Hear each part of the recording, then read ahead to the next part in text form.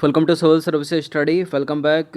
देखिए, Indian geography का test लगाते हैं, कंटिन्यू करेंगे उसी के आगे से जहाँ तक कल कवर किया था। इंपॉर्टेंट है। 4 अक्टूबर को एग्जाम है यूपीएससी सिविल सर्विसेज प्रीलिम्स का। हर दिन प्रैक्टिस करते रहिए। समय कम है। ये टेस्ट नंबर है 554 और 12 सितंबर हो गई है आज। चलिए स्टार्ट करते हैं। देखिए, जितनी भी टेस्ट सीरीज़ इस चैनल पर चल रही हैं उन सब की प्लेलिस्ट का लिंक आपको डिस्क्रिप्शन बॉक्स से मिल जाएगा। अपनी आवश्यकता के अनुसार लाभ उठाते रहिए। क्वेश्चन नंबर 1 पर आ जाइए। नीचे दिए गए कथनों पर विचार करना है। 3 स्टेटमेंट है यहाँ पर, बताना कि इनमें से कौन सा करेक्ट है। पहला स्टेटमेंट है, पूर्वी तट जो है ना, पूर्वी तट पश्चिमी तट की तुलना में चौड़े और उभरे हुए नहीं है। पूर्वी तट पर बहने वाली नदियाँ यहाँ पर लंबे चौड़े डेल्टा बनाती हैं। पूर्वी तट पर पत्तनों एवं पोताश्रों का विकास करना बहुत आसान होता है। बताइए, सोचिए। देखिए, पहला स्टेटमेंट गलत है, क्योंकि पूर्वी तट पश्चिमी तट की तुलना में चौड़े और उभरे हुए हैं। पूर्वी तट पर बहने वाली नदियाँ यहाँ पर लंबे चौड़े डेल्टा का निर्माण करती है। तो करेक्ट हो गया दूसरा वाला स्टेटमेंट। पहला करेक्ट है। आसान भाषा में पहला स्टेटमेंट समझें तो पश्चिमी तट कम चौड़ा है, पूर्वी तट अधिक चौड़ा है, और पूर्वी तट पर पत्तनों एवं पोताश्रों का विकास करना बहुत कठिन है। आसान नहीं है, बहुत कठिन है। तो गलत है तीसरा वाला स्टेटमेंट, केवल 2 सही है, बी। तो देखिए, पश्चिमी तटीय मैदान की तुलना में पूर्वी तटीय मैदान चौड़ा और उभरा हुआ है, और पूरब की ओर बहने वाली और बंगाल की खाड़ी में गिरने वाली नदियाँ यहाँ लंबे लंबे डेल्टा बनाती हैं। इसमें महानदी हो गई, कृष्णा हो गई, कावेरी हो गई। उभरा तट होने के कारण यहाँ पत्तन और पोताश्रय कम है। जो पूर्वी तट है वो उभरा है, इसलिए पत्तन और पोताश्रय कम है, पश्चिमी घाट में अधिक है। यहाँ पर महाद्वीपीय शेल्फ की चौड़ाई 500 किलोमीटर है, जिसके कारण यहाँ पत्तनों और पोताश्रों का विकास मुश्किल है। तो 1 और 3 जो है असत्य हैं, दूसरा सही है केवल। नीचे दिए गए कुछ पर्वत चोटियों पर विचार करना है। Mount Diavolo, Saddle Peak, Mount Koyob, Mount Thuillier. अब बताइए, उपरोक्त पर्वत चोटियों में से कौन सी अंडमान निकोबार द्वीप समूह पर अवस्थित हैं। देखिए, सैंडल पीक उत्तरी अंडमान की सबसे ऊंची चोटी है, अंडमान में अवस्थित है। सैंडल पीक तो बी में है ना। तो सैंडल पीक उत्तरी अंडमान की सबसे ऊंची चोटी है, ये जो है अंडमान निकोबार में हो गई। इसलिए माउंट कोयोब दक्षिणी अंडमान में है। माउंट थुइलर यह है ग्रेट निकोबार में, और माउंट डिओबोली यह है अंडमान में, मिडल अंडमान में। तो सारे की सारी तो हो गई, 1 2 3 4 इसका आंसर है। तो देखिए, भारत में 2 द्वीप समूह हैं। एक है बंगाल की खाड़ी में, दूसरा है अरब सागर में। पता चल गया होगा, जो बंगाल की खाड़ी में अंडमान निकोबार है, जो अरब सागर में वो कौन है, लक्षद्वीप। बंगाल की खाड़ी में द्वीपों को 2 श्रेणियों में बांटा जाता है, उत्तरी अंडमान और दक्षिण में निकोबार। उत्तर में अंडमान और दक्षिण में निकोबार।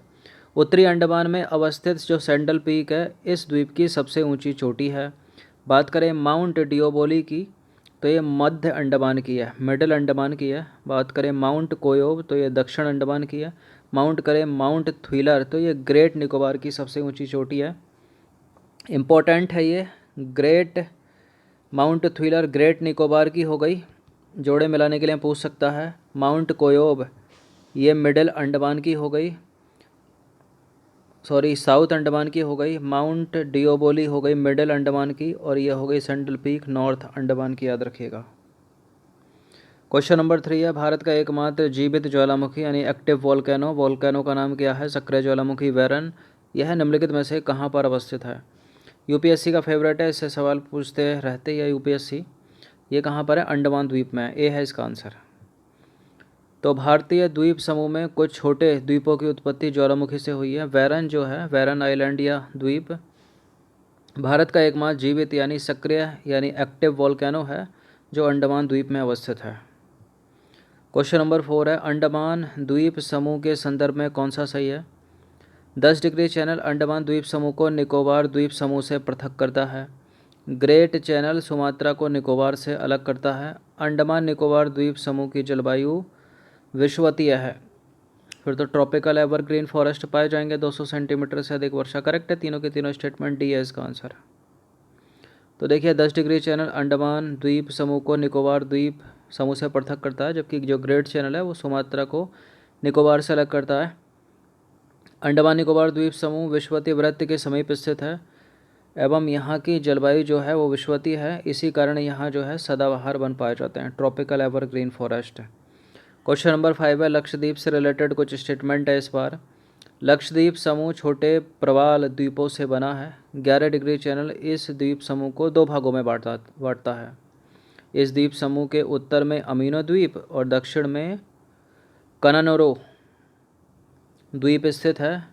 और कवारत्ती द्वीप लक्षद्वीप की प्रशासनिक राजधानी, प्रशासनिक मुख्यालय है। क्या बताइए कौन सा सही है? देखिए सी में छेड़छाड़, तीसरे स्टेटमेंट में छेड़छाड़ की जा सकती है, क्योंकि क्या पता उत्तर में, लक्षद्वीप के उत्तर में क्या पता कनानोरे हो और दक्षिण में अमीनो हो, लेकिन ऐसा है नहीं, करेक्ट है ये, उत्तर में अमीनो ही है और दक्षिण में कनानोरो है। कवारत्ती जो है लक्षद्वीप के प्रशासनिक मुख्यालय है। और 11 डिग्री चैनल लक्षद्वीप को 2 भागों में बांटता है। लक्षद्वीप समूह छोटे प्रवालों से बना है, करेक्ट है, सारे के सारे स्टेटमेंट डी है इसका आंसर। तो उपरोक्त सारे के सारे सही हैं। केरल के मालाबार तट के समीप स्थित लक्षद्वीप समूह छोटे छोटे प्रवाल समूह से बना है और पहले इनको लकाद्वीप, मिनिकॉय और अमीनो द्वीप के उपनाम से जाना जाता था। और 1973 में इनका नाम जो है 1973 में लक्षद्वीप रखा गया। यहाँ पर 36 द्वीप हैं। कितने द्वीप हैं? 36 द्वीप हैं। इनमें से केवल 11 पर ही मानव आवास है। बात करें 11 डिग्री चैनल की, तो 11 डिग्री चैनल लक्षद्वीप को 2 भागों में बांटता है, याद रखिएगा। लक्षद्वीप के उत्तर में अमीनो द्वीप है और दक्षिण में मिलेगा आपको कनानेरो द्वीप।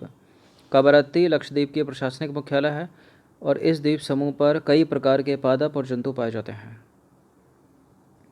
क्वेश्चन नंबर 6 पर आ जाइए। भारत श्रीलंका के बीच अवस्थित है। पाक जल संधि, न्यू मोरे द्वीप, मन्नार की खाड़ी, कठियावाड़ क्षेत्र। देखिए कठियावाड़ क्षेत्र तो पता ही होगा आपको, यह है इंडिया, इधर की बात हो रही है ना। तो मन्नार है इधर और क्या है, पाक जल संधि है। तो 1 और 3 हो जाएगा। कठियावाड़ तो इधर है, गुजरात का कच्छ, गुजरात का कच्छ या कठियावाड़, खंबात की खाड़ी इस तरफ ही है ना सब। तो 4 को एलिमिनेट कर दीजिए, 4 को एलिमिनेट करके आंसर निकला क्या? नहीं निकला, काम आसान हो गया आपका। 1 और 3 सही है इसका। तो देखिए भारत जो है ना, भारत वो श्रीलंका से मन्नार की खाड़ी और पाक जल संधि द्वारा अलग हुआ है। न्यू मोरे द्वीप बंगाल की खाड़ी में पश्चिम बंगाल के समीप अवस्थित है, जबकि गुजरात का कठियावाड़ क्षेत्र कहाँ पर है? खंबात की खाड़ी। क्वेश्चन नंबर 7 पर आ जाइए। 7वां प्रश्न है, भूवैज्ञानिक संरचना व शैल समूह की विभिन्नता के आधार पर भारत को निम्न में से किन भूवैज्ञानिक खंडों में विभाजित किया जाता है जो भौतिक लक्षणों पर आधारित है? तो ये तो आसान से ही प्रश्न है। भूवैज्ञानिक संरचना व शैल समूह की विभिन्नता के आधार पर भारत को प्रायद्वीपीय खंड में, करेक्ट है, सिंधु, गंगा, ब्रह्मपुत्र मैदान ये भी है। हिमालय और अन्य अतिरिक्त प्रायद्वीपीय पर्वत श्रृंखलाएं, सारे के सारे डी है इसका आंसर। तो देखिए भूवैज्ञानिक अवसंरचना व शैल समूह की विभिन्नता के आधार पर भारत को 3 भूवैज्ञानिक खंडों में विभाजित किया जाता है जो भौतिक लक्षणों पर आधारित है। पहला है प्रायद्वीपीय खंड, दूसरा है हिमालय और अन्य प्रायद्वीपीय पर्वतमालाएं, और सिंधु, गंगा, ब्रह्मपुत्र मैदान। क्वेश्चन नंबर 8 पर आ जाइए। भारत का प्रायद्वीपीय खंड मुख्यतः किन शैलों से बना है? भारत का प्रायद्वीपीय खंड किन शैलों से बना है? बलुआ पत्थर, बेसाल्ट, नीस, ग्रेनाइट। देखिए भारत का बलुआ पत्थर, भारत का प्रायद्वीपीय पठार जो है या प्रायद्वीपीय खंड जो है वो किसका बना है? बलुआ पत्थर का तो नहीं बना है, ना बेसाल्ट का बना है, नीस और ग्रेनाइट का बना है। ग्रेनाइट यानी देखा जाए तो आग्नेय का बना है और नीस कैसी है? रूपांतरित। तो रूपांतरित और आग्नेय का बना है, ये इनके एग्जाम्पल हैं। तो प्रश्न उस तरह से ही पूछा जा सकता है कि किसका बना है, तो रूपांतरित का बना है और ग्रेनाइट का बना है। फिलहाल इसका उत्तर क्या हो जाएगा? ऑप्शन नंबर बी, 3 और 4। तो देखिए भारत का प्रायद्वीपीय भाग मुख्यतः प्राचीन ग्रेनाइट व नीस से बना है। कैम्ब्रियन कल्प से यह भूखंड एक कठोर खंड के रूप में खड़ा है और अपवाद स्वरूप पश्चिमी तट समुद्र में डूबा होने और कुछ हिस्से विवर्तनिक क्रियाओं से परिवर्तित होने के उपरांत भी इस भूखंड के वास्तविक तल पर प्रभाव नहीं पड़ा है। क्वेश्चन नंबर 9 पर आ जाइए। निम्नलिखित में से कौन कौन से क्षेत्र जो हैं प्रायद्वीपीय खंड के भाग हैं? प्रायद्वीपीय खंड के कौन कौन से भाग हैं? देखिए प्रायद्वीपीय खंड को 3 पार्टों में बांटा गया है, कल बताया था, परसों ही बताया था। कौन सा? एक तो दक्कन का पठार हो गया और दूसरा उच्च मध्य भूभाग हो गया, और तीसरा कौन सा है, उत्तर पूर्वी पठार।